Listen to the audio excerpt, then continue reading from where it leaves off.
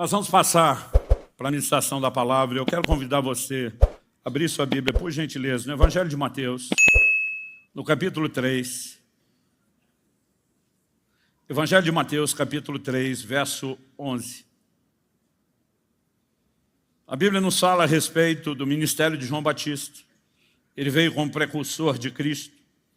E antes de apresentar publicamente a Jesus por ocasião do seu batismo no Jordão, João Batista afirma, verso 11 de Mateus capítulo 3, eu batizo vocês com água para arrependimento, mas aquele que vem depois de mim é mais poderoso do que eu, do qual não sou digno de carregar as sandálias. Ele os batizará com o Espírito Santo e com fogo. Eu vou repetir mais uma vez. Eu batizo vocês com água para arrependimento, mas aquele que vem depois de mim é mais poderoso do que eu. Se você puder, diga isso comigo. Mais poderoso do que eu. Ele diz, do qual não sou digno de carregar as sandálias, e ele os batizará com o Espírito Santo e com fogo. Nós precisamos perceber que João Batista surge no cenário preparando a vinda de Jesus, o ministério de Cristo. Ele é um precursor, ele vem anunciando não apenas a chegada do Cristo, mas chamando o povo ao arrependimento. Em todo o tempo, a ideia do propósito do seu ministério é a preparação. Mas ele está dizendo, nesse momento, eu estou batizando com água para arrependimento. Assim que Cristo se manifestasse, ele instituiria o seu próprio batismo nas águas. Esse batismo substituiria o de João, como nós vemos em Atos no capítulo 19, Paulo explicando para os Efésios, João batizou para arrependimento, Jesus já veio, instituiu dele. Mas a ênfase não é apenas que Cristo também teria um batismo em água. A ideia era, ele os batizará com o Espírito Santo e com fogo. Ou como dizem algumas versões, ele os batizará no Espírito Santo e em fogo. Então, eu quero tomar essa declaração, esse anúncio de algo que até então é desconhecido nas Escrituras e ao longo da história. Um tal de batismo que não é com água. A palavra batismo no original grego, ela significa imergir, mergulhar, colocar para dentro de. Então, o que João está fazendo na água, e parte da ideia praticada no arrependimento por ele anunciado é o entendimento que já existia na lei de Moisés, de uma purificação. Então as impurezas, por exemplo, Deus estabeleceu claramente que com o pecado se lidava diretamente com o sangue do sacrifício dos animais, e as pessoas que haviam praticado impurezas precisavam de um rito de purificação que envolvia água. Em João, no capítulo 3, a Bíblia nos mostra uma discussão entre os discípulos de João e outros judeus por causa da purificação. E o contexto é o batismo. De alguma forma eles juntaram a ideia e agora, em vez de apenas irem ao templo, pegarem a água e ali se lavarem, o batismo está sendo praticado em larga escala.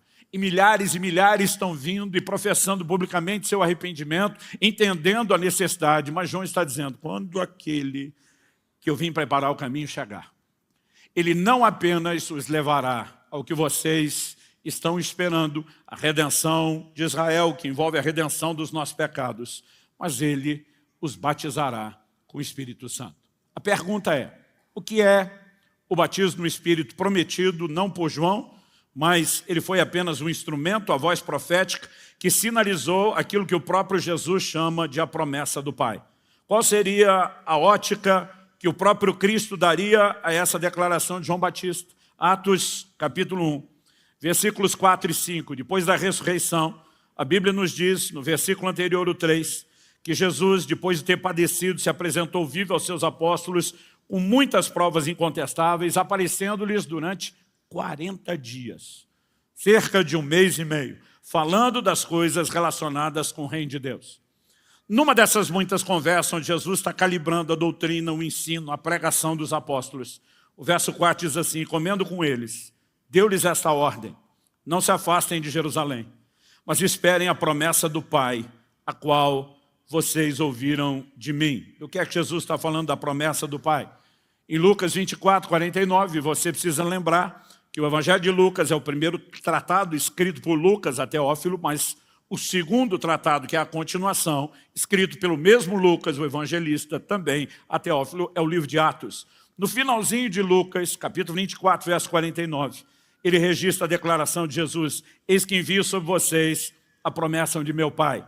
Permaneçam, pois, na cidade até que vocês sejam revestidos do poder que vem do alto. Agora Jesus repete a declaração.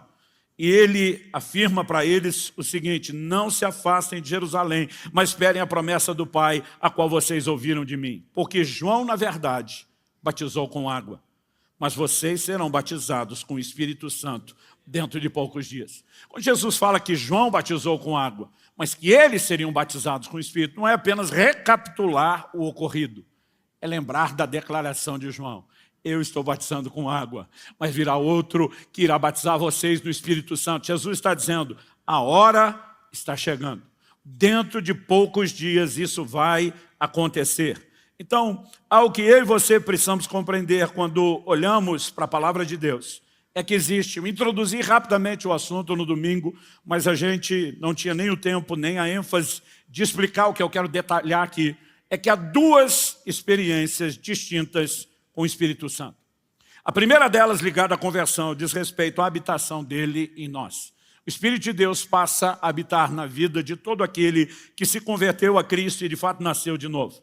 Mas há uma segunda experiência. Ela pode acontecer junto com a primeira, ela pode acontecer logo depois da primeira.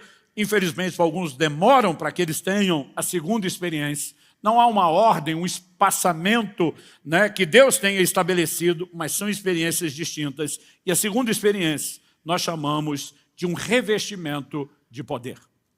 Quando falamos a respeito do que acontece na conversão, que é o Espírito Santo vindo habitar em nós, Efésios capítulo 2, verso 22 diz que nós estamos sendo edificados para sermos morada de Deus no Espírito. Ou seja, Deus na pessoa do Espírito Santo veio morar em nós. É isso que a palavra de Deus está dizendo. Em 1 Coríntios 3,16, Paulo pergunta: vocês não sabem que são santuário de Deus? A ideia de santuário era o lugar da morada, da habitação de Deus. E que o Espírito de Deus habita em vocês. Ao que eu e você precisamos compreender, ele não veio apenas para nos tocar, ele não veio apenas nos encher num momento, ele veio para morar em nós. E esse é o grande diferencial. Porque no Antigo Testamento as pessoas já eram cheias do Espírito, elas experimentavam poder, a maioria dos dons já se manifestavam, a unção fluía, existia espaço para o sobrenatural, mas ninguém tinha o Espírito de Deus habitando dentro de si. Essa é uma manifestação exclusiva da nova aliança. E Paulo em Romanos capítulo 8, verso 9 diz: vocês, porém, não estão na carne, mas no Espírito, se de fato o Espírito de Deus habita em vocês. E se alguém não tem o Espírito de Cristo, esse tal não é dele. Em outras palavras, o que eu e você precisamos compreender é que o que a palavra de Deus relaciona com o ser de Cristo e pertencer a Cristo é ter o Espírito Santo. Em 1 de João, no capítulo 4, no verso 13, a Bíblia diz: nisto reconhecemos que ele permanece em nós, nós nele, pelo fato de que ele nos deu o seu Espírito. Então o Espírito Santo habitando no cristão é uma experiência que começa com a conversão, é incontestável. No entanto, o batismo no Espírito, do qual Jesus está falando, é apresentado como uma necessidade a quem já se converteu e já tem a morada do Espírito Santo, a habitação do Espírito Santo dentro dele. É muito importante que a gente faça essa distinção, né? Porque você pode olhar o próprio Jesus, João capítulo 20, verso 22, depois da ressurreição. Até porque antes Jesus consumar sua obra na cruz, que envolve a morte e a ressurreição, ninguém nascia de novo. Agora, depois da ressurreição, João 20, 22 diz que Jesus aparece aos discípulos, sopra sobre eles e diz: recebam o Espírito Santo. É para esse grupo que ele já disse, depois de ressuscitado, recebam o Espírito Santo, que ele está dizendo: vocês não vão a lugar nenhum, não se ausentem de Jerusalém, até que vocês sejam batizados com o Espírito Santo. Jesus está tratando da ideia de receber o Espírito como algo que acontece imediatamente após a ressurreição. Ele sopra e diz: recebam. Ele não está dizendo que vocês vão receber em algum outro momento. Ele está dizendo: é agora, eu estou liberando sobre vocês. E a partir desse momento, os apóstolos têm o que ele tinha prometido. Ele diz: o Espírito habita convosco, mas estará dentro de vós. Mas para esse grupo que agora passou a ter o Espírito Santo dentro deles, ele está dizendo: mas vai ter outra experiência. E vocês vão experimentar o batismo do Espírito Santo. Essa ideia, além do que estamos falando da declaração de Jesus, ela vai sendo repetida ao longo das Escrituras. Atos capítulo 8 nos mostra que quando Filipe está pregando o evangelho em Samaria, muita gente está sendo salvo. Eles estão respondendo ao evangelho, estão se convertendo. A evidência disso é que estão sendo batizados nas águas, professando publicamente sua fé. Mas em Atos 8, de 14 a 16, a Bíblia diz que quando Jerusalém ouviu que Samaria tinha recebido a palavra de Deus, enviaram para lá os apóstolos Pedro e João. Qual era a missão dos dois? A Bíblia diz orar com eles, porque o texto diz que eles tinham sido batizados em nome do Senhor Jesus, mas que sobre nenhum deles havia ainda descido o Espírito Santo.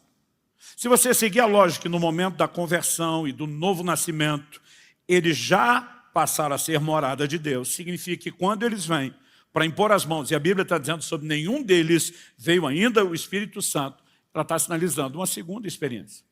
No domingo, enquanto falávamos sobre o selo do Espírito, eu citei que muita gente fala de Efésios capítulo 1, verso 13.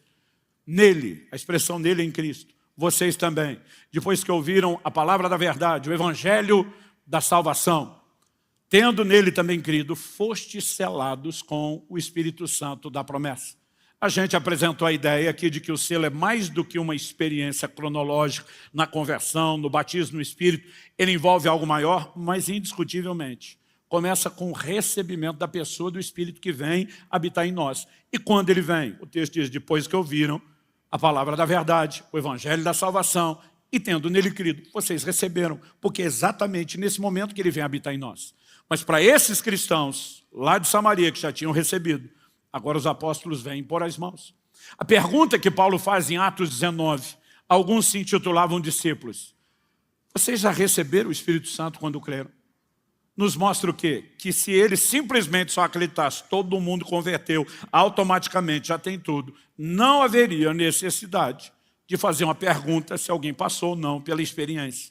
Agora, como a Bíblia não se contradiz, nós entendemos que ela não está falando algo contraditório sobre a mesma experiência, mas ela está mostrando aspectos distintos da ação do Espírito que envolvem experiências que também eu chamaria de igualmente distintas. Então, olhando para as Escrituras, eu e você precisamos fazer essa distinção. Uma outra coisa que não pode deixar de ser colocada na mesa quando discutimos o assunto é que em Lucas, no capítulo 11, no verso 13, Jesus diz, olha, se vocês são maus, sabem dar boas coisas aos seus filhos, quanto mais o Pai Celeste dará o Espírito Santo aos que lhe o pedirem. Se receber o Espírito Santo, é só essa primeira experiência da morada de Deus em nós, e ela é automática na conversão, ninguém precisa pedir o Espírito Santo, seria desnecessário pedir. Agora, se Jesus está falando de receber algo do Pai quando pedimos, então ele não está falando de algo automático. E eu não estou dizendo que naquela experiência inicial a gente não receba, mas estou dizendo que no mínimo nós vamos perceber que deve ter alguma outra coisa a ser buscada e pedida. Eu mencionei anteriormente, vou citar aqui, Gálatas capítulo 3, verso 2. Paulo pergunta, quero apenas saber isso. Vocês receberam o Espírito pelas obras da lei ou pela pregação da fé? Obviamente, nós sabemos que quando o próprio Evangelho é pregado e há uma resposta de fé e gera um novo nascimento, isso traz a habitação do Espírito. Mas Paulo está falando de manifestações do poder de Deus. No verso 5 ele diz, aquele que lhes concede o Espírito e opera milagres entre vocês, ele o faz pelas obras da lei ou pela pregação da fé. Então, seja pedindo em oração, como Jesus fez, ou correspondendo à palavra pregada, é necessário fé. Fé específica para essa experiência com o Espírito Santo. Então, o ponto de partida, eu acredito, precisa ser reconhecer que existem experiências distintas com o Espírito Santo. Nós precisamos dessa compreensão. O Espírito Santo normalmente nos leva a Cristo e nos coloca em Jesus. Quando, na primeira série da mensagem, falando sobre o ministério do Espírito, nós falamos que o Espírito Santo participa da obra do arrependimento, ele participa da própria operação da fé, ele está presente no novo nascimento. Mas em 1 Coríntios, no capítulo 12, no verso 13, a Bíblia diz assim, pois em um só Espírito, todos nós fomos batizados em um só corpo, quer judeus, quer gregos, quer escravos, quer livres. Aqui ele não está falando de batismo nas águas, ele está falando de batismo no corpo. Aliás, toda a ideia desenvolvida a partir desse versículo Ele vai falar do corpo, dos membros do corpo. Toda a ideia é o corpo. Ele não está falando de batismo nas águas. Agora, ele não está dizendo que o corpo de Jesus é algo líquido e alguém pode ser mergulhado no corpo. A ideia da palavra batismo, além de mergulhar, imergir, também é colocar para dentro de. Significa que, por meio de toda a ação do Espírito Santo, na qual temos a responsabilidade de interagir, arrependimento, fé, novo nascimento, é o Espírito Santo quem nos coloca em Jesus, no corpo de Cristo, como parte da igreja. É Ele que nos introduz nessa experiência. Mas tão logo Ele nos traz a Jesus, o que é que Jesus vai fazer? João Batista diz, depois vocês vierem a Ele, Jesus, Ele vos batizará no Espírito Santo. Agora Jesus diz, agora é minha vez. Eu pego você e mergulho você dentro do Espírito Santo. E aí nós podemos pegar a ideia do rio, que nós trabalhamos aqui, né, apresentando esse entendimento e esse conceito, e o que nós percebemos, assim como o Espírito Santo nos leva a Jesus, conversão, o momento onde Ele passará a habitar em nós, Jesus diz agora, eu pego vocês e afundo vocês nas águas do Espírito. Para quê? Para que haja agora um revestimento de poder. São experiências claramente distintas e eu e você precisamos reconhecer isso. Então, Jesus fala a respeito de receberem um Espírito, mas depois Ele diz, vocês serão batizados no Espírito Santo. E Ele diz assim, dentro de poucos dias. 10 dias depois de Jesus falar isso, nós temos o dia de Pentecostes. Como sabemos, foi 10 dias depois. Porque Pentecostes, a palavra Pentecostes significa 50, acontecia 50 dias depois da Páscoa. A Bíblia diz que Jesus ficou com eles por espaço de 40 dias, foi assunto aos céus, e a Bíblia diz, ao cumprir-se o dia de Pentecostes, então a conta é muito fácil de fazer. 10 dias depois dele ter sido assunto aos céus. A Bíblia diz, Atos capítulo 2, verso 4, e todos ficaram cheios do Espírito Santo e começaram a falar em outras línguas, segundo o Espírito lhes concedia que falassem. O que é que acontece com eles? Todos ficaram cheios do Espírito Santo. Então a Bíblia relaciona a experiência do batismo no Espírito prometido por Jesus, não só com o revestimento de poder, mas com o enchimento do Espírito Santo, com o ser cheio do Espírito Santo. E essas definições são muito importantes dentro da construção da nossa visão e da nossa doutrina. Pastor, o que é a segunda experiência em si? Porque a primeira, a conversão, o novo nascimento, né? O início de todo o processo de Deus, nós sabemos, o Espírito Santo vem habitar em nós, ele já é um capacitador. Mas a segunda, qual a necessidade de uma segunda experiência? Nós falamos ser cheio do Espírito, não é você ter mais dele. Tem muito a ver com a ideia dele ter mais de você. Envolve um lugar de entrega e de rendição, e o próprio Espírito Santo quer trabalhar em nós, nos ajudando a chegar a esse lugar. Mas essa experiência, ela tem sido vista por alguns cristãos como se fosse um alvo a ser alcançado. Em algum momento, em algum lugar da minha caminhada, eu vou chegar lá. E na cabeça de muito crente é, quando eu chegar lá, aleluia, cheguei, não tem mais nenhum outro lugar para ir. E eu quero dizer, é um grande engano. O batismo no Espírito não é um alvo a ser alcançado. O alvo é a transformação na imagem de Jesus. É chegarmos à estatura do varão perfeito. Esse é o alvo. O batismo no Espírito é apenas a porta de entrada para uma vida do sobrenatural. E é por isso que ele precisa ser buscado com intensidade, né, com determinação, porque eu e você precisamos passar logo por essa porta e adentrar a dimensão do sobrenatural. Jesus diz em Atos, no capítulo 1, no verso 8, recebereis poder ao descer sobre vós o Espírito Santo. Já fizemos ao longo do processo da série de mensagens a distinção entre unção interna e externa. Unção interna, normalmente Deus faz algo por nós. Nós lemos lá em 1 de João, no capítulo 2, nos versos 20 e 27. Primeiro ele diz, vós tendes a unção do santo e todos têm de conhecimento. No verso 27 ele diz, e não tendes necessidade de que ninguém vos ensine, porque a unção do santo, que é verdadeira e está em vós, ela vos ensina todas as coisas. Quando a Bíblia fala de unção do lado de dentro, que é a presença, a habitação, a obra e o ministério do Espírito, é Deus fazendo algo por nós. Mas quando a Bíblia fala de unção do lado de fora, externa, recebereis poder ao descer sobre vós o Espírito. Quando Jesus se levanta e diz, o Espírito do Senhor está sobre mim, porque me ungiu, a ideia é sempre Deus nos levando a fazer algo para Ele. O Espírito do Senhor está sobre mim, porque me ungiu para pregar, para curar, para libertar, para abrir a porta da prisão. Aqui Jesus, em Atos 1,8, diz, Recebereis poder ao descer sobre vós o Espírito Santo, sereis minhas testemunhas. A capacidade de testemunhar. Por quê? Eu e você não fomos chamados apenas para pregar um plano de salvação que foi decorado. Não significa que a gente não deva ter um entendimento do que é o plano de redenção e nem de que a gente não deva ter inteligência em como comunicar isso de maneira que faça sentido. Mas eu e você precisamos do poder para testemunhar. O poder para testemunhar não é apenas algo que tira o nosso medo e dá coragem de falar. Durante muito tempo eu imaginava o poder do Espírito Santo, quase o que é na cabeça de alguns ímpios por aí. Aquela coisa de se eu beber um pouquinho, eu perco, a timidez e eu passo a ter coragem de falar. Alguns tratam o álcool dessa forma, a maneira de soltar a língua no encontro e eu ficar à vontade. E alguns tratam a unção quase como se fosse só, o único propósito dela fosse soltar a língua, que eu e você, de alguma forma, vamos vencer a timidez e o medo. E a razão pela qual muitas vezes fazemos essa associação está muito ligada à experiência.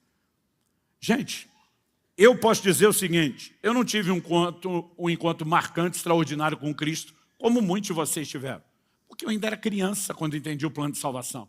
E eu decidi entregar minha vida a Ele, sujeitar a minha vida a Ele. Eu não tinha aquelas experiências com o pecado, com coisas horríveis.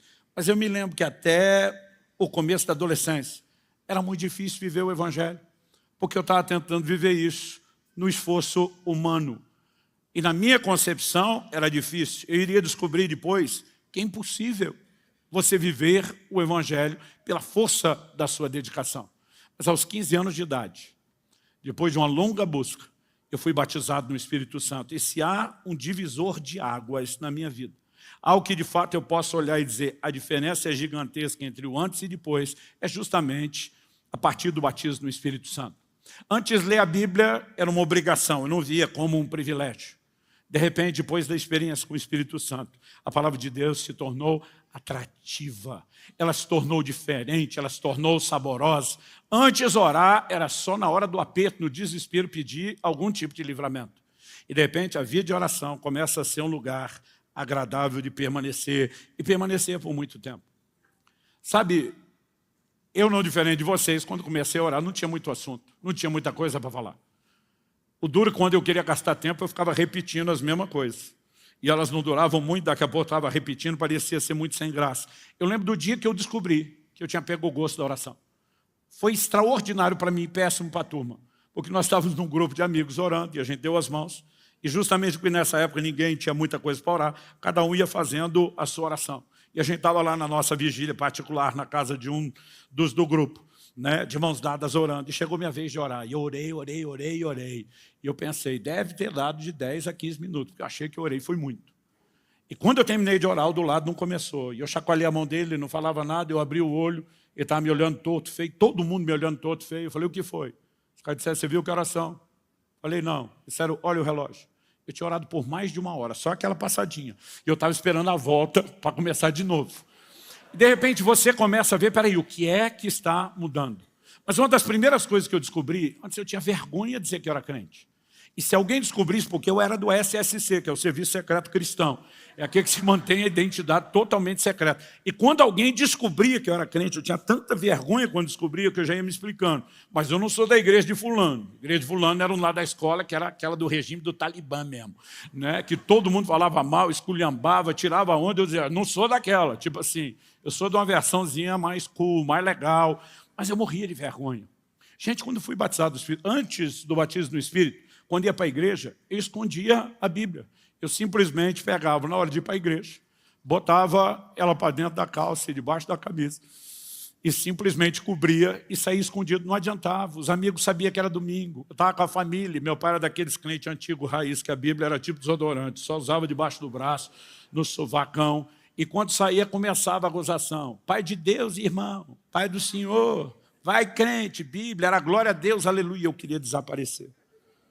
Mas quando eu fui batizado no Espírito Santo, eu comprei a maior Bíblia que eu achei. Eu queria mostrar para todo mundo que era crente, e não era só para pegar no domingo, na hora de ir para o culto. Eu levava ela para o trabalho, levava para a escola. Meu pai implicava comigo, dizia, você nem vai ter tempo de ler no trabalho. Eu falei, mas vai ficar em cima da mesa para todo mundo ver que eu sou crente. O que é que muda? Uma das coisas que eu vi desaparecer é que aquele medo e a vergonha foi embora. Antes, se eu tentava falar de Jesus para alguém, minhas pernas tremiam feito vara verde. eu tinha a sensação, alguma coisa vai me dar um infarto fulminante, eu não vou continuar isso. Era um desespero. Depois que eu fui cheio do Espírito Santo, eu enlouqueci. E o pior, eu comecei a andar com um bando de doido, que falava de Jesus o tempo todo. Eu lembro de uma reunião de oração que a gente tinha numa casa. Todo dia, quando começava a reunião de oração, o telefone começava a tocar, era engano. O resto da semana não tocava o telefone, muito menos engano na casa da pessoa, porque nós perguntamos.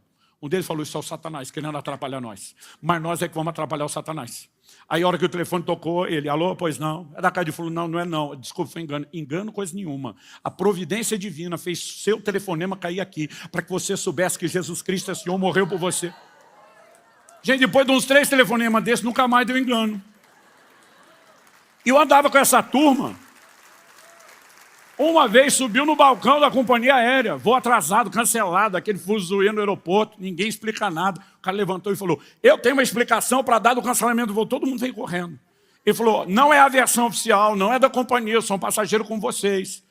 E ele aproveitou para pregar o evangelho. Deus queria que vocês tivessem a oportunidade de escapar do inferno, porque pregação de antigamente tinha esse negócio de dizer assim, olha, só sua vida vai melhorar quase que sem Jesus. Ele dizia, ou você bota ele para dentro ou tu está lascado. E não bastasse a experiência que eu tive, ainda tinha esses doidos para dar corda do lado.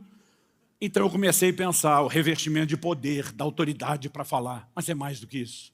Ele te dá autoridade e poder para viver. O que é uma testemunha? Testemunha é alguém que viu ou ouviu alguma coisa. Eu e você, diferente daqueles 12, não tivemos o privilégio de estar perto com Jesus, de poder levantar com Pedro e dizer, somos testemunhas da sua ressurreição, porque vimos ele morrer e depois ele aparecer ressuscitado. A grande maioria de nós nunca viu Jesus. Como é que nós vamos dizer que somos testemunhas da sua ressurreição? Quando pelo poder do seu Espírito, ele começa a agir de forma sobrenatural na minha e na sua vida.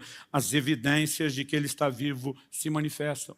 Um dia eu tive uma conversa franca e honesta com um ateu não hostil. Porque assim, tem uns que não dá para conversar, e tem uns que a conversa até vai. E aí eu fui brincar com ele, eu falei, meu amigo, eu queria ter a fé que você tem. Ele falou, como é que é? Eu não tenho fé. Eu falei, claro que tem fé. É muito mais difícil de crer no que você crê do que crer no que eu creio. E ele, como assim? Eu comecei a conversar com ele. Eu falei, cara, uma coisa é você dizer que é um agnóstico, que não tem conhecimento de Deus, se ele existe, não sabe onde está. A outra é você querer garantir que ele não existe. Você garantir que ele não existe, talvez você seja Deus, pelo menos no meu conceito. Cara, como é que é? Eu falei, ele pode não estar aqui no Brasil. O que garante que ele não está lá na China?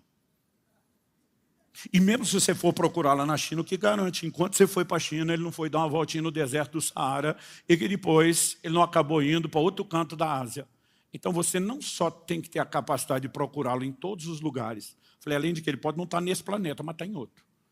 Então você não só tem que ter a capacidade de procurá-lo em todos os lugares, mas de vasculhar todos os lugares ao mesmo tempo, para garantir que ele não está em lugar nenhum. E se você consegue vasculhar todos os lugares ao mesmo tempo, você é Deus. Ou seja, para garantir que ele não é, você deve ser no lugar dele. Não dá para não crer que ele não existe. O cara falou, nunca pensei desse jeito. Falei, pois deveria. Falei, tua fé é maior do que a minha. Ele deu corda, deu espaço, falou, agora, olha, deixa eu te falar algo. Eu não quero discutir se a Bíblia é ou não é a palavra de Deus, não ainda. Para mim ela é, mas não quero botar isso na discussão. Falei, deixa eu te contar algumas coisas. Eu falei, eu tive essa situação na minha coluna, fui desenganado pelo ortopedista aqui da cidade, fulano de tal, CRM e tal, e pode anotar o telefone dele se você quiser perguntar. E eu não sei se o cara ia perguntar, mas ele anotou o telefone. Falei, meu filho é considerado chamado por um médico que não professa a mesma fé que eu, de um menino milagre, porque era para ele estar morto no dia do parto, porque aconteceu isso, isso e isso. E o médico e a equipe dele até hoje fala isso. Pega o nome, te dou o CRM e o telefone. Ele anotou. Falei, minha esposa passou por essa experiência. Chegou uma hora, ele falou, tudo isso que você está falando é verdade. Falei, é. Ele falou, e eu posso conferir? Falei, claro. Ele falou, amigo, vou falar uma coisa para você. Se isso acontecesse comigo, ele falou assim, que eu cria. Quando a Bíblia diz que nós vamos ser testemunhas, não é apenas ter coragem para falar de algo que é difícil de acreditar, é você ter provas. Esse poder entra em operação na sua vida, você começa a viver o sobrenatural. E o que eu e você precisamos entender é que Jesus está dizendo, eu não quero só o meu Espírito habitando em você, garantindo sua salvação. Eu quero colocar você numa vitrine. Eu quero te dar poder e autoridade para pregar o Evangelho, para viver de uma forma que seja inspiradora. Pastor, então todo mundo vai ser salvo? Não, não foi nem com Jesus, vai ser comigo, com você. Mas muito mais gente vai ser, se eu e você formos testemunhas que manifestem o poder, do que seria se a gente só pregasse um discurso. Quem está entendendo? Então, precisamos compreender o que é experiência. Em essência, a segunda experiência, o batismo no Espírito, é um revestimento de poder. E ele começa com a porta de entrada. Uma experiência inicial, que é a porta de entrada para um mundo crescente, progressível, inimaginável do sobrenatural. Pastor, como nós recebemos a experiência? Olhando para as Escrituras, eu vejo pelo menos 3 formas.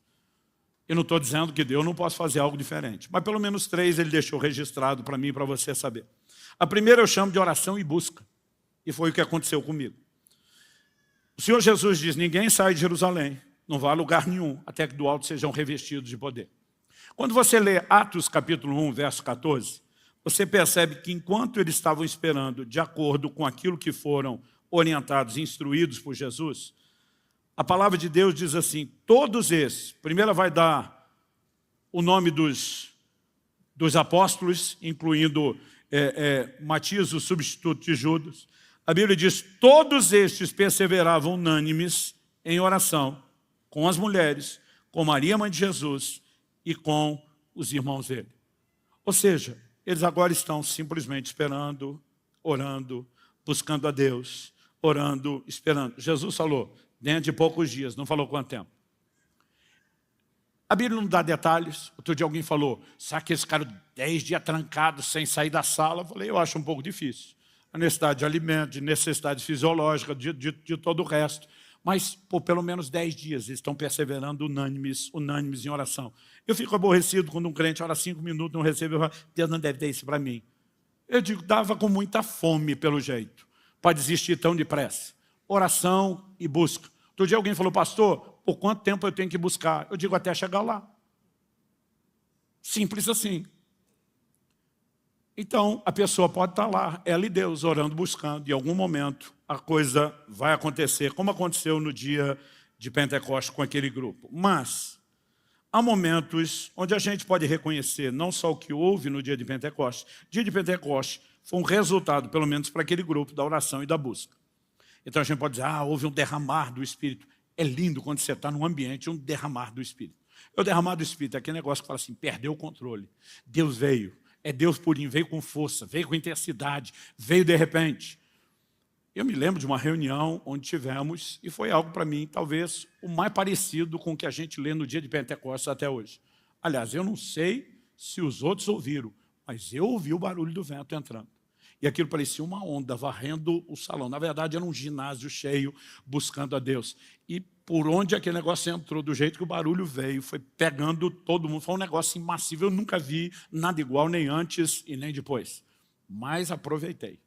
Nadei de braçada aquele dia. Foi algo especial. Agora, Atos capítulo 10. A partir do verso 44, a Bíblia diz que Pedro ainda está pregando. Ele não terminou a mensagem, ele não fez o apelo, não deu tempo de chamar o povo na frente, preencher a fichinha da consolidação, nada disso. A Bíblia diz simplesmente, caiu sobre eles o Espírito Santo. Eu gosto da expressão caiu. Eu falo que tem hora que parece que a glória despenca de fazer galo na cabeça. Ela vem e vem com tudo, e simplesmente há um derramar. E eu já vi muita gente foi cheia do Espírito Santo assim. Não dá nem para medir qual era a intensidade da busca, mas parece que estava no lugar certo, na hora certa, né? E de alguma forma foi tocada. Mas a Bíblia também nos mostra. Em Atos, no capítulo 8, dos versos 14 a 16, que eu mencionei, Pedro e João impondo as mãos. Aliás, a Bíblia diz que Simão, o mais converteu, está de olho. E a Bíblia diz que ele viu que pelas mãos deles era comunicado o Espírito Santo, as pessoas recebiam. Em Atos 19, Paulo, quando pega aquele grupo que se intitulava discípulos lá em Éfeso, e os batiza na água, e a Bíblia diz que eles foram cheios do Espírito Santo, eles passaram, né, naquele momento em que foram cheios do Espírito Santo, estou fazendo referência aqui a Atos 19, verso 5, passaram também a profetizar. Quando eu olho para isso, eu fico pensando, poxa, a Bíblia fez questão de registrar que Paulo impôs as mãos sobre eles, assim como Pedro e João fizeram. Então, nós temos oração e busca. Um indivíduo está lá sozinho e diz, eu e Deus, eu estou nessa. Existem momentos onde há um derramar do Espírito Santo. Existem momentos de imposição de mãos. É por isso que eu disse que ainda que nós vamos ter uma oração geral, crendo num derramar, nós também vamos ter imposição de mãos. Pastor, se a experiência não acontecer hoje, eu acho interessante a gente saber que tem que lidar com probabilidades. Mas normalmente quando quem me pergunta isso, minha pergunta de volta é: e por que não pode acontecer hoje? Porque parece que a pessoa já está esperando que não aconteça de novo. Se a gente recebe o Espírito pela pregação da fé, e eu e você só cremos que nunca é o dia, a gente pode estar empurrando desnecessariamente uma experiência. Você sabe quem são as pessoas mais fáceis de ser cheias do Espírito Santo? O cara que acabou de converter, que não entende nada, que ninguém botou minhoca ou abobrinha na cabeça dele, que não ensinou conta, que não falou nada. Parece que esses caras estão prontos. Você bota a mão na cabeça, o cara desanda a falar em língua, da pouco o que aconteceu comigo? Porque nem sabe o que é aquilo. Mas às vezes o crente ele fica tão cheio de preocupação, talvez ele mesmo quer garantir, não, se não acontecer, eu preciso ter um plano para não duvidar de Deus, mas já está duvidando antes do plano. Antes do plano de não duvidar ser colocado em execução, ele já está. Então minha primeira pergunta é: por que não? Você que está orando e crendo, hoje pode ser o dia. Pastor, o senhor está garantindo? Não. Mas até que termine, não dá para garantir que também não é. Agora, o que eu entendi foi minha experiência. E eu vou dizer para você, para mim era frustrante. Porque eu ia na frente, o povo orava, punha as mãos. E eu costumo dizer, repetir sempre isso: o ruim não é você ir na frente, não ser batizado do Espírito Santo. O ruim é você ir o da frente, ser o de trás, ser o da direita, ser o da esquerda, ser. E você tem a sensação que sobrou só você. Eu às vezes eu falava para Deus: qual é o seu problema comigo? Agora, há muitas coisas que podem ajudar ou atrapalhar. Eu, por exemplo, sempre fui uma pessoa racional demais. O pau pode estar quebrando, mover de Deus, milagre acontecendo. Eu sempre penso mais do que a maioria. Eu lembro de uma reunião que eu estava ministrando em Porto Seguro, na Bahia. E eu dei uma palavra de conhecimento. Não é que a coisa aconteceu do nada. Eu falei: olha, Deus está tocando uma mulher agora. É uma mulher, não é homem. Você vai sentir um calor muito forte no seu ouvido esquerdo e está curando o seu ouvido esquerdo agora. A palavra de conhecimento veio, eu falei e ia voltar a ensinar. Eu pensei, talvez seja um otite, uma dor no ouvido, alguma coisa assim. Uma mulher levanta e vem correndo para frente gritando. Ela era surda desde os 3 anos de idade, daquele ouvido, porque perfurou o tímpano. E ela está dizendo: eu fui curado, eu já estou meio desconfiado. Porque às vezes você fica assim: não, a dor de ouvido é mais fácil do que a surdez. A gente tem essa bobagem. Só que enquanto ela está ali contando a história e eu estou levemente desconfiado, uma outra corre para frente. E ela quer falar, ela quer contar. Eu digo: o que a senhora quer? Ela falou assim: eu era quase que totalmente surda. Os aparelhos auditivos já não funcionavam mais. Quando eu vi ela dando testemunho, eu falei: se a senhora era surda, como é que eu vi? Ela falou: moço, leitura labial. Eu: desculpa. Continua. Ela falou: quando ela falou que Jesus curou, eu falei: se está aqui curando surdo, eu também quero, e meu ouvido abriu. Eu falei: ok, só um pouquinho. Alguém conhece essa mulher, pode me provar que ela era mesmo surda? O pastor dá um puxão na minha camisa por trás e diz: é minha irmã, cara, pode deixar ela falar. Aí eu olho e falo assim: parece que tem. Eu quase não via surdo ser curado. Começa um atrás do outro, eu falei: não sei, hein? Será que estão me trolando? E a gente tem essa dificuldade às vezes. Eu tenho essa inclinação. Então, eu imaginei um monte de coisa, eu botei um monte de filtro de como deveria ser a experiência. A maioria de nós, depois que é batizado do Espírito Santo, você fala assim: alguém devia ter me explicado que era mais simples. Porque o que vem de glorioso, poderoso, extraordinário, é depois da experiência. E a gente fica exaltando a experiência. Então, há algumas coisas, obviamente, se a gente ensina, compartilha melhor, ajuda, sim. Outras atrapalham. Se você falar: pastor, parece que o derramar do Espírito não aconteceu, ou aconteceu naquele outro lado da igreja que eu não estava, cheguei depois, sentei no lado errado, que parece que ele não caiu igual, ou impuseram as mãos sobre mim, mas pastor, todo dia um cara falou para mim: todo mundo que impõe as mãos sobre mim não é ungido. E eu falei: uau, o problema está com todo mundo, menos contigo. Sabe, algumas pessoas são mais difíceis. Eu sempre conto a história do irmão que eu apelidei de um irmão cabo de vassoura. Porque eu dizia, orar com ele um cabo de vassoura era a mesma coisa. Ele permanecia lá duro, imóvel, sem nenhuma expressão de sentimento. Primeira vez que fui pregar na igreja dele, no final da mensagem falei sobre ser cheio do Espírito Santo, chamei à frente quem não era. Acho que uma meia dúzia veio à frente, não era muita gente, a igreja era pequena. Mas quando eu orei, o pastor não pensou assim, 6 foram batizados. Ele pensou, 100% de resultados. E aí ele encosta em mim e falou, cara, tem um irmão da minha igreja que está há muito tempo esperando pelo batismo do Espírito Santo, mas não chegou lá. Ele falou, parece que você tem uma graça. As pessoas querem inventar coisa e explicação. Aí, você não oraria com ele? Eu falei, traz ele amanhã. Ele falou, não, ele está aqui. Eu falei, está aqui? Tá. E não veio receber oração? Ele, pois é. Essa hora que alguma coisa te diz assim, encrenca. Eu falei, não veio por quê? Ele falou, é uma longa história. Mas ele está meio decepcionado, já cansou de receber oração. Está lá no fundo, vestido assim, foi entregando o cara para mim. Você não vai lá falar que você sentiu de orar com ele? Eu falei, eu não vou mentir, eu não senti. Falei, mas eu posso quebrar o seu galho, eu vou lá falar que você entregou ele, beleza? Ele falou, se é pro bem dele, pode falar. Aí eu saí, fui pro fundo, quando estava chegando, o cara já começou a rir. Falou, o pastor me entregou. Eu falei, te entregou. Falou que você é um buscador crônico do batismo do Espírito Santo, que o negócio não funciona, mas eu sou teimoso e eu comprei a briga. Posso orar com você? Ele falou, claro. Quando falou claro, pensei, nem foi tão difícil. Só que tão logo ele falou, claro, ele falou, mas antes do senhor orar, só quero te dizer algo. Eu falei, o quê? Ele falou, quero que o senhor saiba que os melhores já oraram e não aconteceu nada. Pensa num negócio animador. Aí eu, querendo dar de bom, falei, quem são os melhores? Tipo, tu tá me medindo com quem? Ele começou a falar o nome. Não é que eram os melhores mesmo? Do circuito nacional e internacional. Eu falei, todos esses homens, mulher de Deus, botaram a mão na sua cabeça. Aham, meu pastor é bem relacionado. E não aconteceu nada. Ele falou, fica à vontade. Irmão, eu orei, fiz cara de fé, bati o pé no chão, gritei. E não aconteceu nada. Eu voltava a cada 2, 3 meses naquela igreja, eu mirava ele. Se você não vier pedir oração, eu vou atrás de tu. E acho que ele já pensava, lá vem o pobre do pastor. Mas, gente, Deus é tão bom que ele ajudou e socorreu esse irmão. Foi a coisa mais inusitada que eu vi no meu ministério. Eu lembro de uma mensagem que eu preguei, no final comecei a orar com o povo. Tinha uma unção descomunal aquele dia. E eu comecei a chamar o povo à frente. Mas a gente estendia a mão e assim, 20, 30, debaixo do poder de Deus para o chão. Era muita cura, era muito milagre, muita coisa acontecendo. Mas era tanta gente no chão, parecia uma guerra. Aquele monte de corpo no chão. Que o povo não conseguia chegar onde a gente estava. Então eu estou falando do início da década de 90, a gente não tinha microfone sem fio.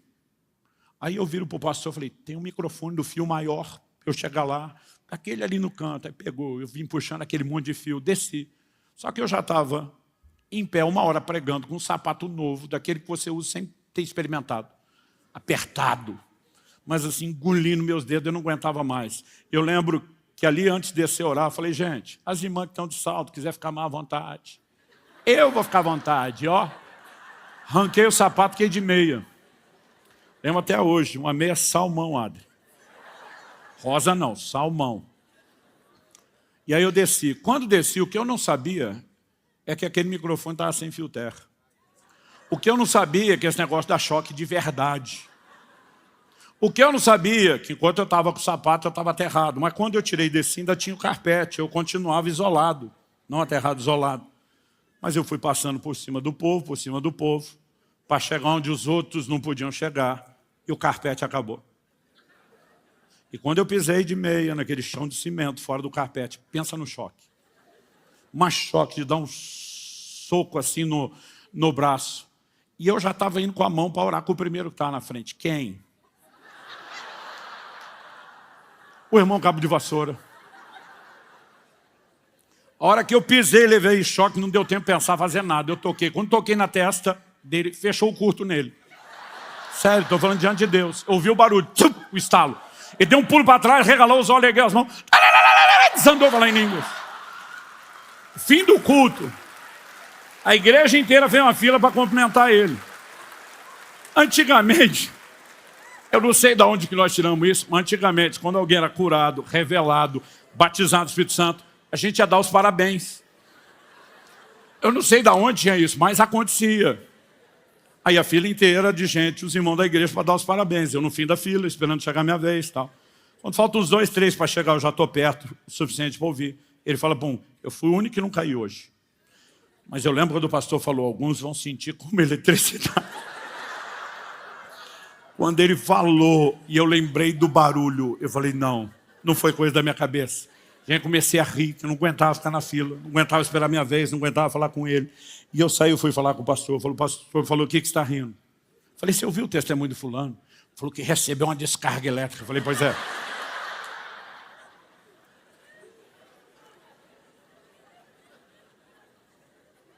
O microfone do fio grande, o pastor botou a mão na cabeça, porque ele sabia do que ele não tinha me avisado. O sem fio terra. Falei, aquele que você não me contou, que eu tirei o sapato, que acabou. Eu falei, alguém tem que contar para ele que aquilo não foi o Espírito Santo. O pastor falou, eu não vou falar. Falei, se você não falar, eu falo, alguém tem que falar. Ele olhou para mim e falou assim, Subirá, calcula a probabilidade estatística. Depois de tanto tempo que a gente está orando, clamando por esse cara que está emperrado, que o motor não pega de jeito nenhum. Tem um problema no motor de arranque dele.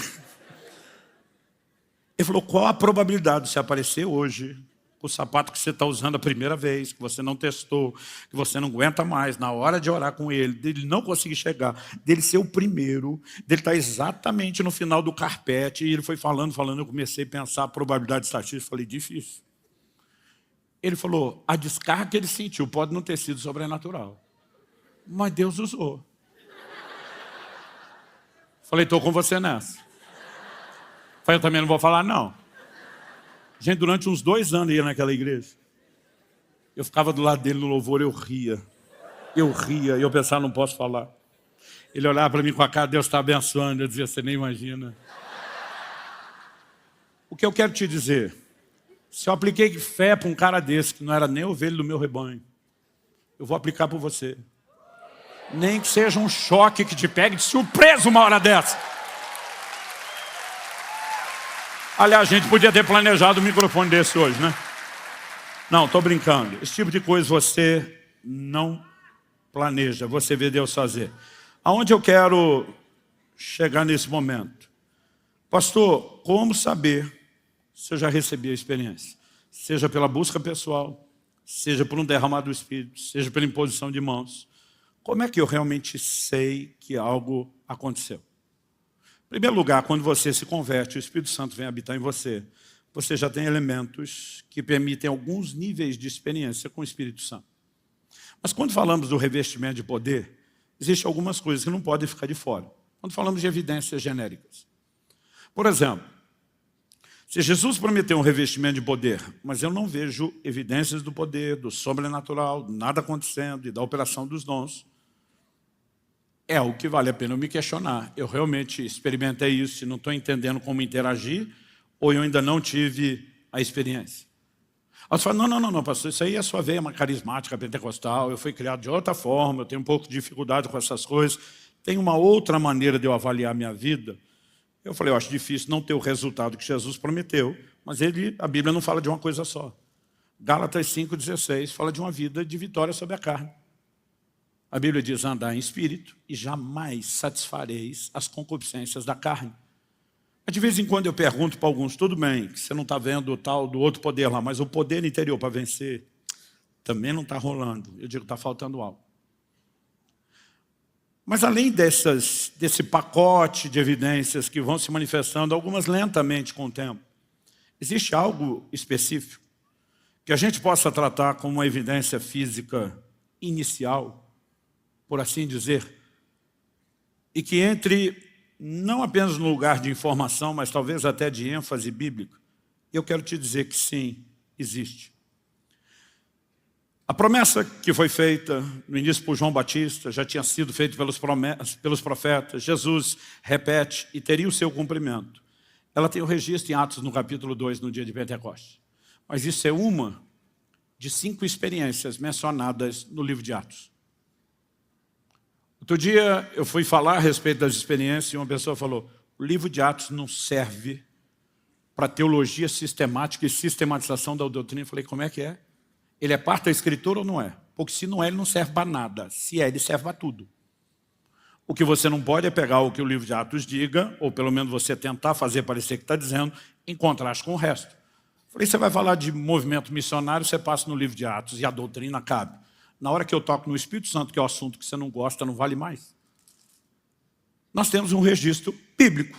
E tudo quanto foi escrito para nosso ensino foi escrito. Nós temos 5 experiências narradas no livro de Atos, sobre gente sendo cheia do Espírito. 3 delas são descrições, 2 delas são menções. Qual a diferença entre menção e descrição? É que descrição tem mais detalhes. Então, por exemplo, alguém pode dizer, na terça-feira à noite, do dia 19 de setembro, o pastor Luciano Subirá estava ministrando naquela reunião especial. É a menção. Ou alguém pode dizer, ele chegou antes do horário do culto e ficou surpreso com a igreja cheia de gente, já estava orando, buscando a Deus. Ele ficou impressionado com o que estava acontecendo. Ele estava numa pilha desse. E aí você pode entrar no lugar de descrição. Não é só contar uma coisa rápida e superficial, mas você dá detalhes. Então, dessas 5, 3 são descrições, 2 são menções. E eu e você precisamos entender que a Bíblia nos mostra a repetição de um padrão. Aliás, o apóstolo Pedro, numa das experiências, ele observa a repetição do que ele chama de padrão. Atos 10, de 44 a 47, diz assim: enquanto Pedro falava essas palavras, o Espírito Santo caiu sobre todos os que ouviam a mensagem. E os fiéis que eram da circuncisão, que tinham vindo com Pedro, admiraram-se, porque também sobre os gentios foi derramado o dom do Espírito Santo. Pois eles os ouviam falando em línguas e engrandecendo a Deus. Outra versão diz magnificando a Deus. Então Pedro disse: será que alguém poderia recusar a água e impedir que sejam batizados esses que, assim como nós, receberam o Espírito Santo? E aí ele vai dar ordem a partir do verso 48, vão batizar todo mundo. O evangelho finalmente chegou aos gentios. Mas quando ele volta para Jerusalém, Atos 11 mostra que o povo, incluindo apóstolos, presbíteros, mas em especial o partido dos fariseus, o povo está esperando ele com o pedra nas mãos. A confusão está armada. Você entrou em casa de gentios, comeu com eles, porque de acordo com os ritos da lei mosaica do Antigo Testamento, um judeu não podia relacionar com o gentil. Eles não estão entendendo ainda as mudanças, as reformas que viriam, a confusão está instalada. Mas Atos 11, de 15 a 17, nós temos o final do discurso de Pedro, que vai apaziguar todo mundo. Ele diz assim: quando comecei a falar, Atos 11, de 15 a 17, o Espírito Santo caiu sobre eles, como também sobre nós, no princípio. Você pode repetir isso comigo? Diga, como também sobre nós, no princípio. Só mais uma vez, como também sobre nós, no princípio. Agora é o que ele diz: então me lembrei da palavra do Senhor, que ele está falando de Jesus, quando disse: João, na verdade, batizou com água, mas vocês serão batizados com o Espírito Santo. A mesma promessa havia para eles. Ele diz: lembrei que isso é para todo mundo, é para todo mundo que vai converter. E aí ele diz o seguinte: pois se Deus deu a eles o mesmo dom que tinha dado a nós quando cremos no Senhor Jesus, quem era eu para que pudesse resistir a Deus? E todo mundo se apazigou, glorificou a Deus, amém, aleluia. Então é isso, o evangelho não é só para os judeus, também é para os gentios, mas o que Pedro identifica? A repetição de um padrão. Caiu sobre eles, como também sobre nós no princípio. Quando você vai avaliar as experiências, eu falei que 3 delas são descrições e 2 são menções. Vamos começar com as descrições. Atos 2. Ao cumprir-se o dia de Pentecostes, de 1 a 4, estavam todos reunidos no mesmo lugar. De repente veio do céu um som como de um vento impetuoso, encheu toda a casa onde estavam assentados.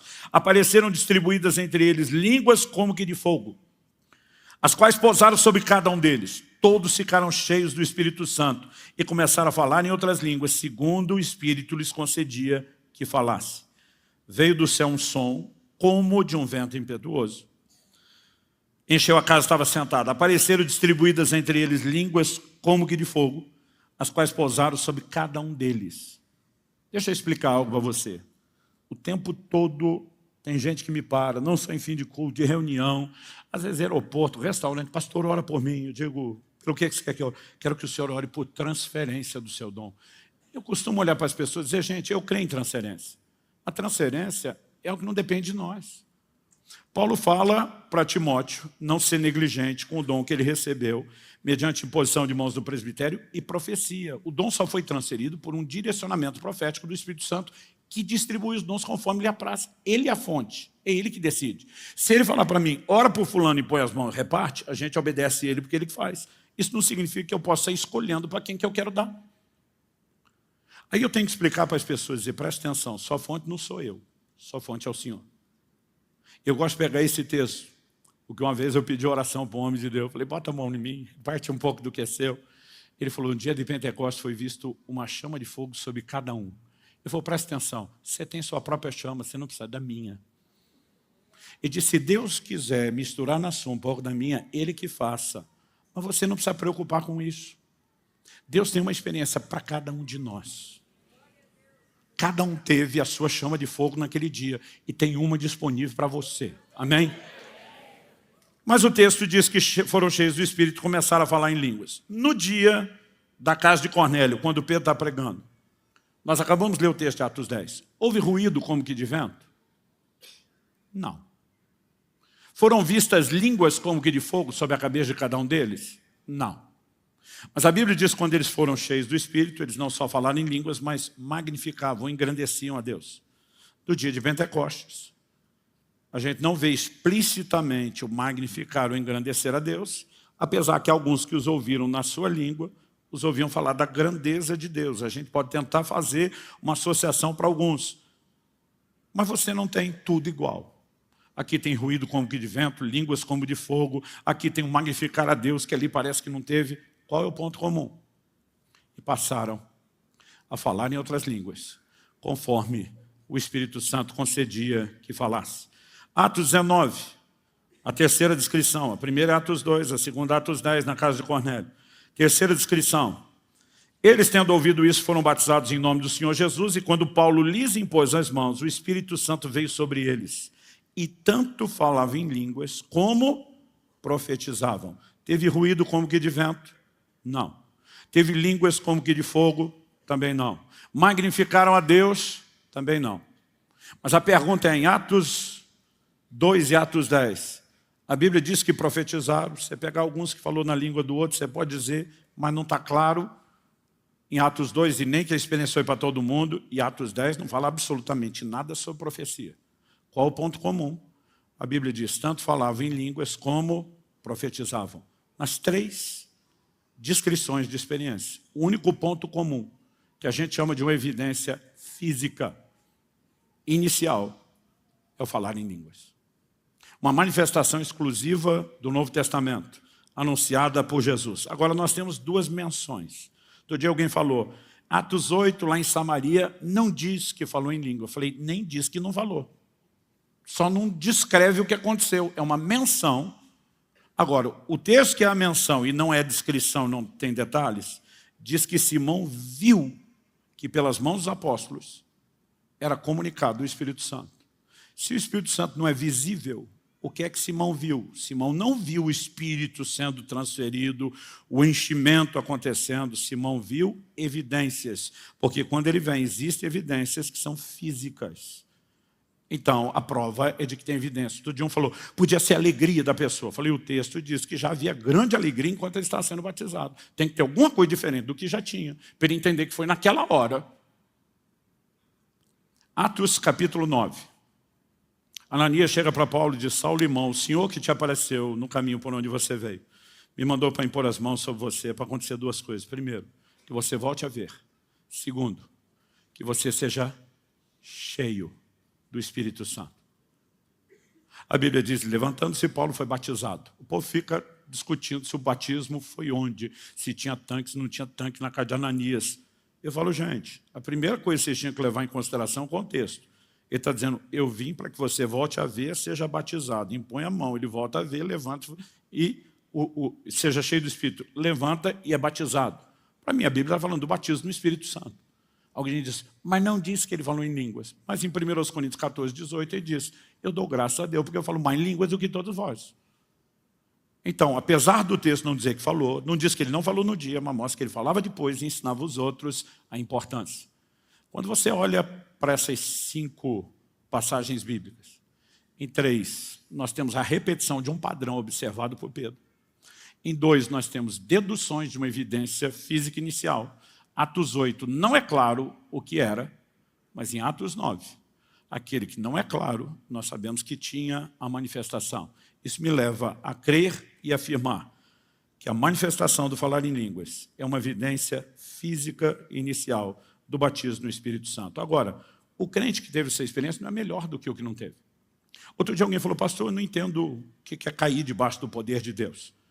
Ele falou, qual o lucro disso? Eu falei, não, acho que não tem muito não. Ele falou, como assim? Eu falei, meu querido, imagina que você pega um copo, uma xícara, bota lá no chão, e aí você pega um balde enorme de água e joga tudo de uma vez. O que vai acontecer com o copo? Ele não aguenta e cai. Me parece que naquele momento a gente só está provando a fragilidade do copo. Provavelmente ele nem vai levantar cheio. Aí ele falou, ah, é? Eu falei, é. Você achou que quem cair era melhor, né? Por isso que alguns se jogam. Ele sente que está sendo olhado, vigiado, todo mundo vai achar que eu que sou carnal. Outro dia alguém falou, pastor, tem gente que o senhor ora que cai, que o senhor não acredita? Eu falei, a maioria. Um dia um cara ímpio estava na minha frente, chegou na reunião e falou, pastor, desculpa, hein? Eu vi esse negócio, as pessoas foram curadas, que eu sabia do problema, aquilo parece que foi de verdade mesmo, mas esse negócio da turma caiu, eu não acredito nisso não. Eu falei, não. Ele falou, não. Eu falei, quer experimentar? Ele falou, eu nem sou crente. Eu falei, não tem problema. Só quero que você saiba que funciona. Ele falou, então, acho que nós podemos tentar. E eu só falei, Jesus, o homem é ruim, o coração dele é duro, mas que ele nunca diga que não funciona. Dá só uma triscada na testa dele. O cara de quase 2 metros da torre, blum, no chão, levantou. Meu Deus, o negócio é de verdade. Para mim aquilo foi só um sinal. Sabe, a gente tem mania de espiritualizar o que não precisa.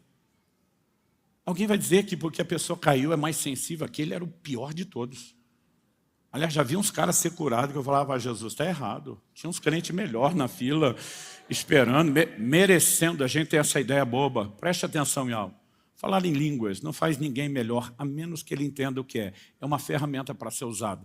1 Coríntios 14, 4. Por isso que eu falei, nós temos que ver a experiência como a porta de entrada para uma nova dimensão de um sobrenatural que é crescente. O falar em línguas é uma ferramenta. Paulo diz que o que fala em línguas edifica-se a si mesmo. É uma ferramenta de edificação. Agora, para essa ferramenta funcionar, você tem que usar. Anos atrás, décadas atrás, alguém me deu de presente uma bicicleta ergométrica. Lembra disso? Por que você acha que me deram? Muitos de vocês não conheceram minha versão antiga, que eu estava bem acima do peso. Passei exatos 127 quilos. Quando ele me deu de presente a bicicleta ergométrica. Uns meses depois, encontrei esse cara na rua. E como a melhor defesa é o ataque, fui para cima primeiro. Falei, presentinho sem vergonha aquele que você me deu. Ele, o que foi? Falei, você acha que eu não sei por que você me deu aquele presente? Você queria que eu emagrecesse. Pastor, pelo seu bem e tal. Falei, não precisa se explicar. Falei, mas aquilo não funciona. Eu não perdi 1 quilo com aquela desgraça.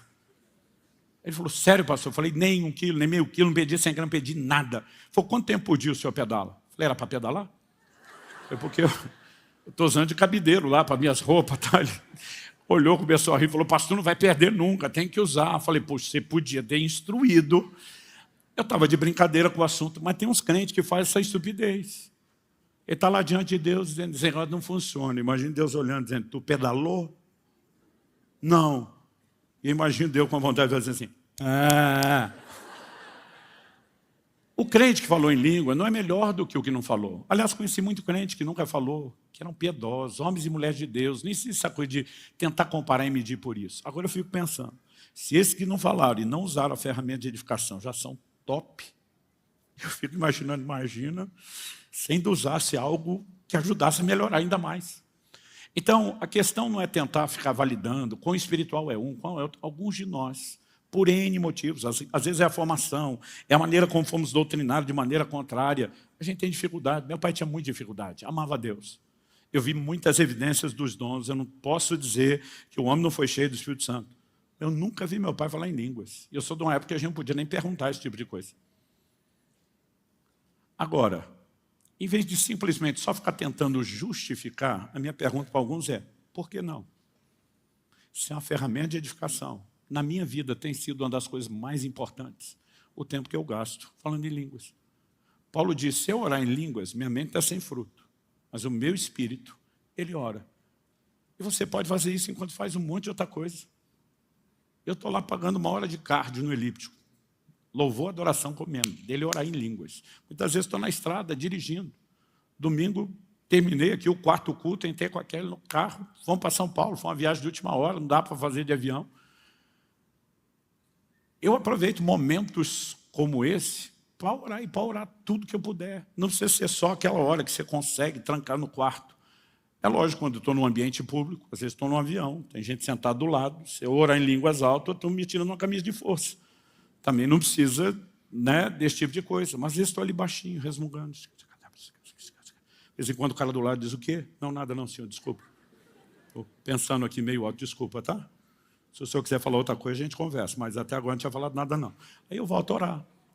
E você pode, quanto mais entra nesse lugar, descobrir que tem benefícios extraordinários. Eu não vou falar sobre isso agora, escrevi um livro inteiro sobre falar em línguas, tem um curso inteiro sobre isso, quem quiser, corra atrás depois. O que eu quero é que a gente vá para os finalmente. Vamos orar. Antes de orar, eu quero dar uma instrução, algumas instruções que vão servir para todos. Em primeiro lugar, há uma provisão e uma promessa, uma provisão sobrenatural por conta de uma promessa. Pedro, no dia de Pentecostes, disse, para vós é a promessa, para os vossos filhos, para aqueles que estão longe, para quantos o Senhor nosso Deus chamar. Desde que meus filhos nasceram, Kelly e eu fizemos um acordo. A gente dizia, não vamos orar em línguas na frente deles quando eles são crianças, porque eles não entendem. Eu não quero que daqui a pouco eles estão imitando os pais o que houve, sem saber. Então a gente não fala nada na frente deles. Mas a gente fica orando por eles. Toda noite, quando eles iam dormir, eu botava a mão na cabeça deles e dizia assim, o mais rápido possível, que sejam cheios do Espírito Santo. Que o Senhor os pegue sem que eles entendam, né, o que é experiência, o que não é. Também sem que dê tempo de alguém botar alguma coisa contra. Mas que seja algo inquestionável, que é o Senhor. Um dia meu filho Israel, então de uns 6 anos de idade, fala, pai, precisamos conversar. Eu falei, ok, filho.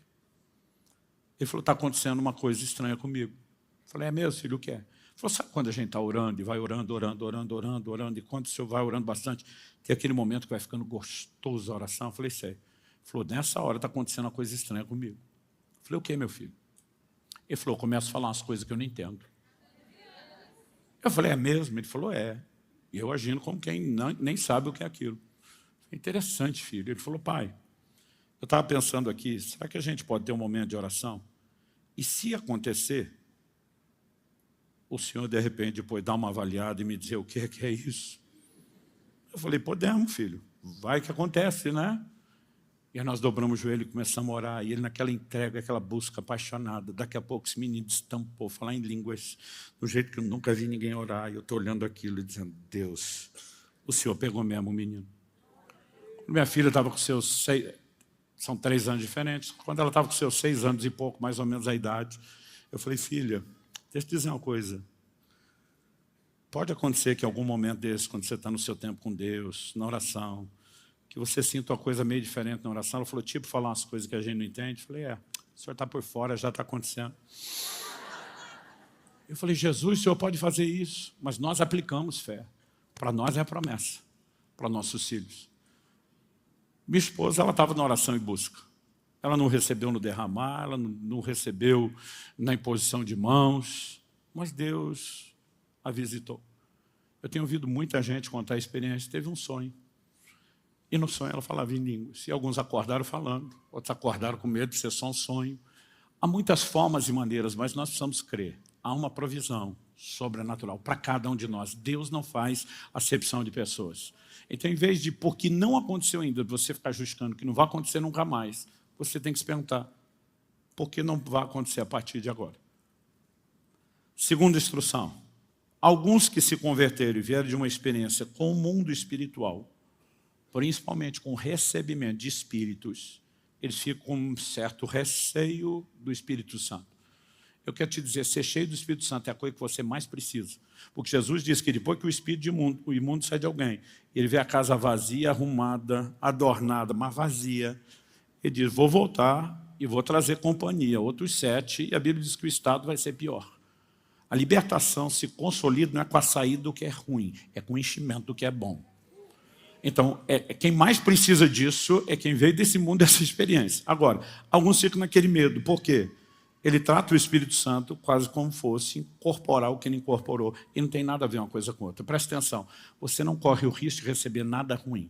Jesus disse, se vocês são maus, sabem dar coisas boas aos seus filhos, se pedir pão não vai ganhar pedra, se pedir peixe não vai ganhar serpente ou escorpião, quanto mais, Lucas 11:13, o Pai Celestial não dará o Espírito Santo aos que pedirem. Pedir o Espírito Santo não vai ganhar outra coisa. Pedir o Espírito Santo não vai ganhar demônio, não vai ganhar espírito ruim, nada disso. Ele está dizendo, eu estou comprometido a dar o que você pediu e não a coisa pior em troca.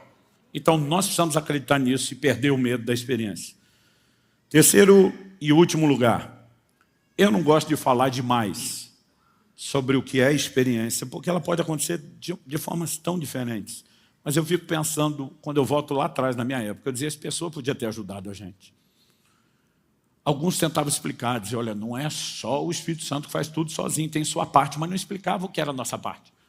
Eu lembro de um dia que alguém citou o livro dos Salmos, abre bem tua boca e eu encherei. Eu fiquei com o bocão aberto lá, que chegava a doer o maxilar.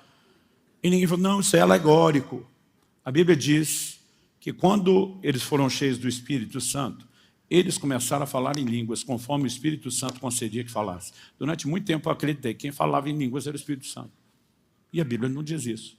São as pessoas cheias que falam. Agora, o que é que a gente fala? Ele concede o que falar.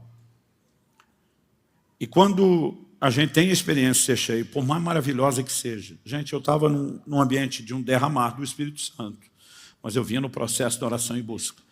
Quando finalmente eu fui cheio do Espírito Santo, eu passei 3 dias, eu posso dizer assim, até 3 noites, porque eu mal queria dormir. Eu não parava de falar em línguas. Eu lembro de uma ocasião que nós estamos passando bandejão lá no evento, a comida era da bandejão, e eu fui pedir para o cara que eu queria um pouquinho mais de alguma coisa. E a hora que eu tentei falar, comecei a falar em línguas, eu chorei, ele chorou, e eu não consegui dizer, não me deu mais comida, eu também não queria mais comer.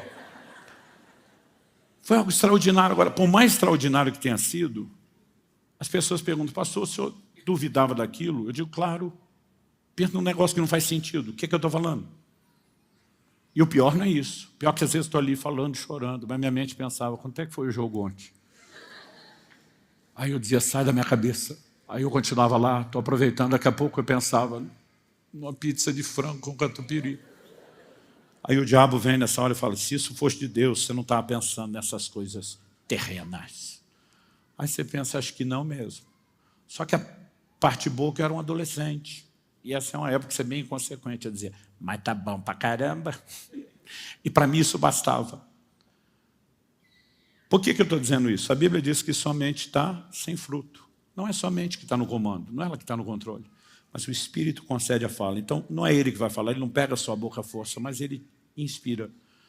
Ele simplesmente traz uma linguagem diferente. Mas ela vai fluir por meio de você. Então, não gosto de gente que força demais. Outro dia um falou para mim, não, pastor, é que tem uns que tem problema no motor de arranque, a gente tem que dar o tranco. Falei, eu prefiro não. Se for para dar o tranco, deixa que Deus dê. Que dê um choque a alguém, que ele faça alguma coisa que precisa. Mas o que eu quero pedir a você, se encha de uma determinação. Eu tenho uma promessa, é a vontade de Deus para mim. Tenho uma provisão, eu tenho a minha chama. E eu vou buscá-la, eu vou correr atrás dela até que eu receba. Então, para aqueles que chegam na igreja, fazem parte de todo um processo, nós temos de membresia, a gente tem um retiro de integração, onde a gente ora, impõe mãos, e muita gente já se resolve ali no começo. Mas tem alguns que escapam, sobrevivem. Mas às vezes tem aquela mentalidade, não deu, se uma hora dessa acontecer, e nós precisamos perseguir isso com determinação. Não para dizer, finalmente cheguei lá, mas para dizer, passei a porta, agora começa, agora o pau vai quebrar. Vamos ficar em pé para parecer que vai terminar em algum outro momento a partir de agora.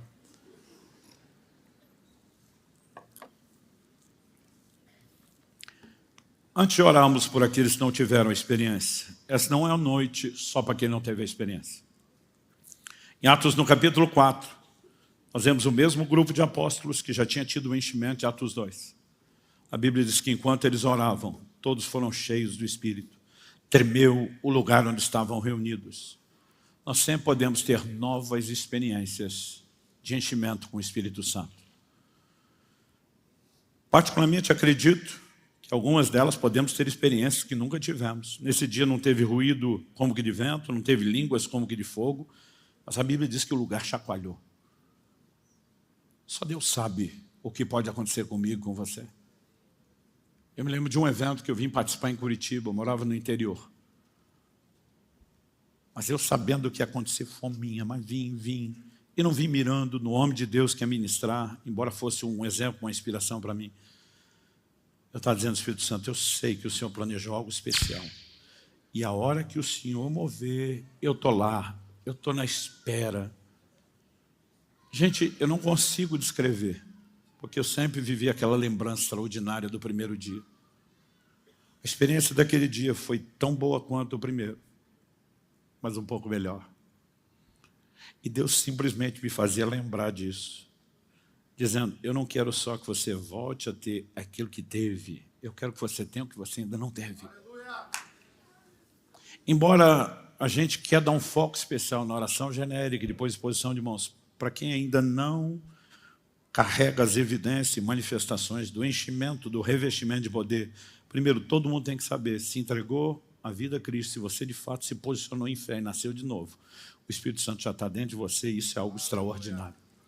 Mas quando você combina não só ter habitação, mas o revestimento de poder, e com essas duas coisas você ainda entende o que nós vamos falar domingo, de como deixar Ele te guiar e te liderar, isso se torna uma química explosiva. Então, eu quero que você ore e clame a Deus de coração, assim, como se não houvesse amanhã. Como se tudo dependesse só de hoje, só dessa oração que você vai fazer. E mais importante do que sentir, são as evidências, os resultados que vêm depois. Quando as pessoas perguntam, pastor, o que o senhor sentiu? Eu falei, sentia nada. Eu simplesmente destampei a falar umas coisas que eu não entendia, eu não conseguia parar. Eu chorava emocionado porque coisas estavam mudando dentro de mim. A minha forma de pensar começou a ser reprogramada naqueles 3 dias. Eu, de repente, passei a sentir um amor por Jesus. Uma fome pela palavra dele. Uma vontade de conhecê-lo que eu nunca tinha sentido. Mas eu não chorava pela experiência. Eu chorava pelo que estava acontecendo dentro de mim. Mas os resultados começaram a se tornar cada vez mais intensos e evidentes e tudo mudou. Mais importante do que sentir. Eu não sei por que quando a gente ora e impõe as mãos, tem uns que parece que um raio caiu, o cara apaga debaixo do poder de Deus, não sabe o que aconteceu. Outros não sentem nada. Eu não sei explicar por que não. Aliás, eu sou do time de quem quase nunca sente nada. Mas o mais importante não é o que você vai sentir no momento. É o que vai ser liberado. É o que vai ser desencadeado. Os céus estão abertos, eu diria que o céu está baixinho. A nuvem já está assim, quase encostando na sua cabeça. E eu quero que a gente comece sem ter um tempo específico. A direção de Deus, ore de uma forma geral. E enquanto nós estivermos orando no geral, a gente vai manter essa transmissão. A partir do momento que a gente começar a impor as mãos, nós não vamos continuar a transmissão. E você que está em casa, você pode orar sem transmissão, você também não precisa parar. Mas a gente, no momento em que passar a impor as mãos, nós vamos focar muito mais nos que precisam receber essa oração. E nós vamos precisar da ajuda dos pastores, dos diáconos, de vários dos líderes. A gente vai dar o comando depois. Aqueles que já são cheios, não precisa ficar assistindo a nossa ministração aos outros. Você pode ir bebendo cada vez mais, buscando a Deus. E você, a partir desse momento, faz como você achar melhor. Tem gente que prefere orar em pé, tem gente que prefere orar de joelho, tem gente que quer ficar sentado na cadeira dele, né? Tem gente que critica o outro, aquele religioso sentado, feito uma pedra, duro. E às vezes é o jeito que o cara fica à vontade com Deus. Não tem um modelo. Aliás, Atos 2 diz que o Espírito encheu a casa onde eles estavam sentados. A primeira experiência, o povo estava sentado. Se a gente tentar ser bíblico, tem mais chance de você receber sentado do que de pé. Não, estou brincando, alguns já começaram a sentar. Você fica à vontade. Você pode acompanhar os músicos em adoração, nesse primeiro momento. Porque a Bíblia diz, não vos embriagueis com vinho, mas enchei-vos do Espírito. Como? Falando entre vós com salmos, hinos, cânticos espirituais. Deus habita no meio dos louvores. E quando começamos a adorar, nós nos tornamos suscetíveis, sensíveis. Mas sabe, de repente você pode ser levado por Deus a cantar um cântico novo, completamente diferente do que eles estão cantando. Talvez até uma melodia diferente. E você pode perceber que talvez vai ter um transbordar diferente e profético. Talvez você seja cheio do Espírito Santo e comece a falar em língua sem que ninguém toque em você, sem que nada aconteça. Aproveite, desfrute, esqueça o resto. Não precisa acompanhar a música. Mas nós queremos que a partir desse momento a gente possa apenas se render. Mas eu quero que você ore e clame entendendo. Sua fonte não são as pessoas que vão impor as mãos. Talvez elas sejam canais. A sua fonte é o Senhor Jesus. E Ele é o batizador. O batizador está aqui. E Ele está aqui não apenas para assistir o que vai acontecer, Ele está aqui para tocar. Você que não teve essa experiência, eu quero que você ore e clame como se não houvesse amanhã. Pastor, e se eu não receber hoje? Você se preocupa com isso depois. Nós vamos continuar buscando até receber. Mas a pergunta é por que não aqui e agora? Então comece a falar com Deus. Espírito Santo, falamos tudo aquilo que o Senhor nos orientou a falar, ensinar, instruir, provocar a fé. Mas o Senhor não nos trouxe esse lugar apenas para que a gente tivesse mais informações ou alinhamento doutrinário. Nós oramos que agora a palavra proclamada produza a resposta de fé necessária, de forma sobrenatural, vivificada pelo Teu Espírito. Nós oramos que os céus se abram de uma forma especial sobre aqueles que ainda não tiveram essa experiência. Embora todos aqueles já tiveram, Pai, nós oramos por um novo enchimento, por uma nova experiência. Mas, Pai, clamamos que o Teu Espírito seja derramado sobre a vida de cada um neste lugar, daqueles que nos acompanham por essa ministração, ao vivo, ou mesmo depois de forma gravada. Nós oramos pela manifestação do poder do Espírito Santo. E mais do que a evidência física inicial de falar em outras línguas, nós oramos por uma nova dimensão do sobrenatural. Nós oramos por um revestimento de poder. Nós oramos pela capacidade de vencer a carne, o pecado, o mundo, o diabo de uma forma nunca antes experimentada. Pelo Teu poder. Pelo Teu poder, Espírito Santo. Clamamos por enchimento. Clamamos por revestimento de poder. Clamamos pelo cumprimento da promessa. E declaramos em fé que a promessa é nossa, é dos nossos filhos, é de cada um que ainda não se converteu, está longe, a quem o Senhor irá chamar, é de cada um que está aqui, já foi chamado, e nós tomamos posse, nós cremos, e nós clamamos pelo Espírito Santo, não apenas por mais dele, nós queremos que o Senhor tenha mais de nós, Senhor.